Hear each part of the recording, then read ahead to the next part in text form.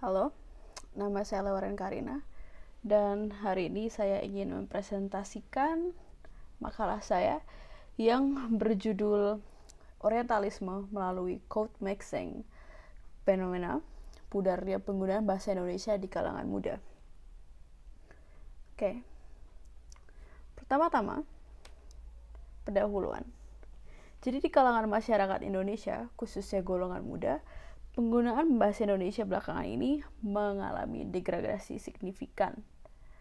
Yang dimaksud adalah bagaimana kaum muda, terutama generasi Z dan generasi milenial, tidak menggunakan bahasa Indonesia murni lagi dalam percakapan sehari-hari, terutama yang tinggal di kota besar. Mereka cenderung mengkombinasikan bahasa Inggris dan bahasa Indonesia dalam percakapan sehari-hari. Nah, hal ini dipicu oleh dua faktor. Yang pertama adalah globalisasi yang memudahkan akses masyarakat terhadap internet serta komunitas global. Dan kedua adalah enkulturasi orientalisme yang telah bersemayam dalam masyarakat secara turun-temurun. Nah, saya akan menjelaskan satu persatu maksudnya ini. Yang pertama, globalisasi. Kita semua pasti tahu globalisasi itu apa kan?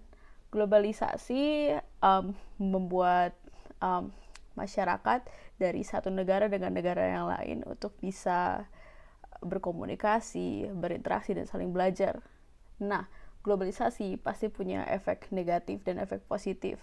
Dan itu tentang klasifikasi apa yang termasuk negatif dan positif itu sangatlah subjektif ya. Namun di dalam makalah ini, dalam presentasi ini, antara code mixing adalah sebagai bentuk efek positif atau negatif dari globalisasi sendiri akan dikaji. Tapi sebentar dulu. Oke, yang kedua, enkulturasi orientalisme. Nah, sekarang kita slide selanjutnya. Pertama, kita harus mendefinisikan apa sih orientalisme itu. Nah, orientalisme adalah sebuah paham yang lahir dari kolonialisme.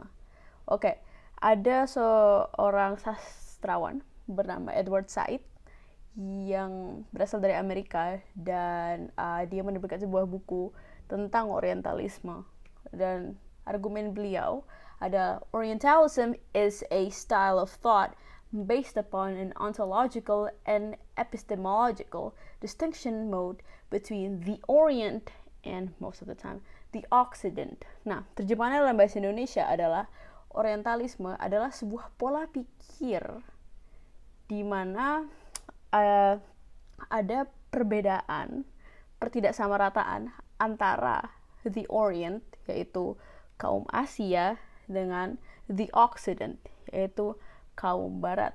Nah, Orientalisme sendiri terlahir berkat adanya kolonialisme.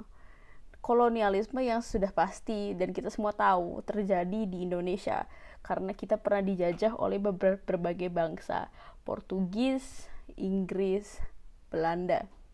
Nah, orientalisme itu sendiri melahirkan perasaan rasisme internal di mana suatu kaum, suatu masyarakat itu merasa bahwa dirinya itu inferior dibandingkan dengan kaum Barat. Contohnya saja dari misalnya standar kecantikan yang ada di Indonesia. Yang dianggap cantik adalah orang-orang yang kulitnya putih, sedangkan orang Indonesia sendiri kulit aslinya tidak putih. Orang Indonesia kulitnya antara sawo matang atau coklat atau bahkan hitam. Dan dalam kultur kita zaman sekarang kita bisa lihat sendiri bahwa orang-orang dengan kulit yang gelap tersebut dianggap inferior, diejek, dianggap rendah, dianggap tidak berpendidikan, dianggap kotor. Padahal itu adalah bagian dari kultur kita. Kita malah memuja kultur Barat. Nah, itu salah satu bentuk orientalisme. Dan orientalisme itu tidak terbatas dari diskriminasi fisik saja, namun juga terjadi dalam ranah-ranah lain. Contohnya menganggap budaya Barat lebih superior dibanding budaya Timur, yaitu budaya kita sendiri. Nah, yang akan difokuskan dalam makalah ini, dalam presentasi ini adalah orientalisme dari segi bahasa pengantar sehari-hari. Fenomena di mana adanya code mixing, di mana orang Indonesia menambahkan kosakata bahasa Inggris dalam percakapannya sehari-hari dibandingkan menggunakan bahasa Indonesia secara penuh. Oke, rumusan masalah. Pertama, akan saya bacakan ya.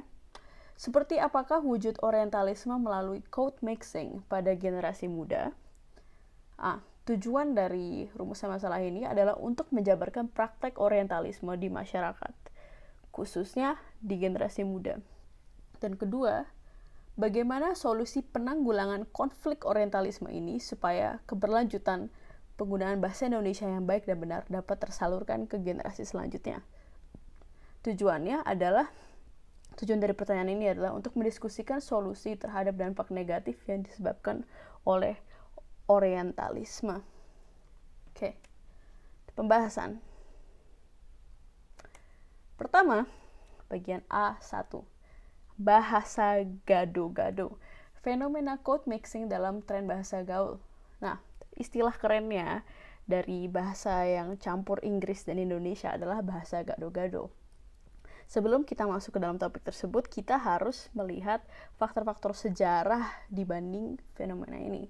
Pertama, bangsa Inggris mulai melakukan ekspedisi ke sepenjuru dunia pada masa kepemimpinan Raja Henry ke-7 pada tahun 1497.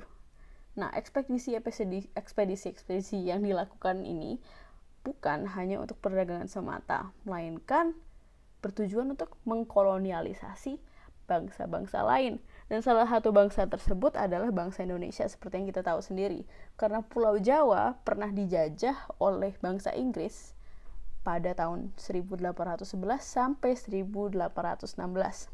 Nah, di sini saya cantumkan sebuah kutipan dari Carey yang menuliskan buku yang cukup brilian tentang ini. Dia bilang, generasi sekarang, khususnya orang Jawa, malah menganggap Inggris sebagai bangsa pembebas. Sebelumnya, orang Jawa mendapatkan kekejaman dari Gubernur Jenderal Dauntless dan penggantinya William Jensen.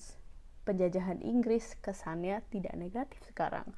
Dan tidakkah itu ironis? Tidakkah itu membingungkan bahwa dari apa yang sudah terjadi di masa lampau, sekarang, pada zaman sekarang, tampaknya seperti generasi sekarang itu sudah melupakan apa yang pernah terjadi dan malah mengagung-agungkan bangsa Inggris.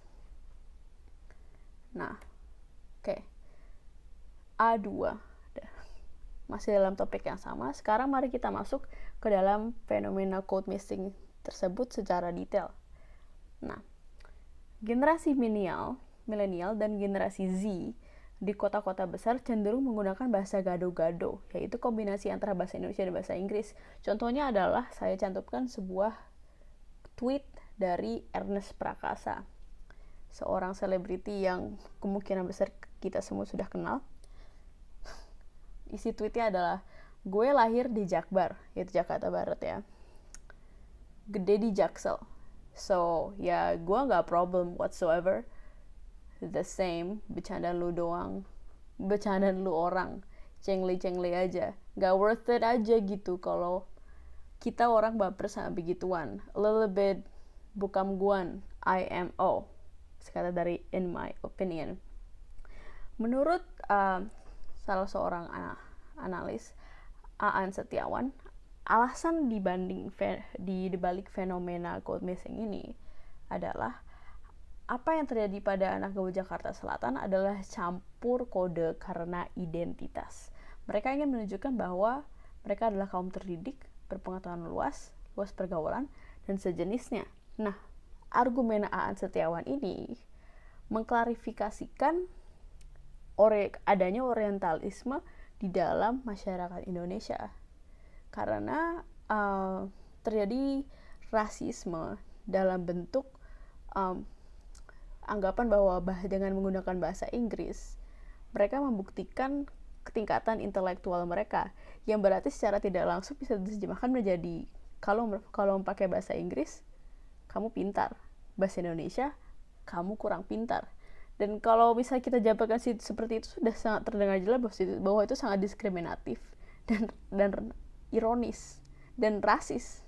Tapi itu yang terjadi di masyarakat kita, sayangnya.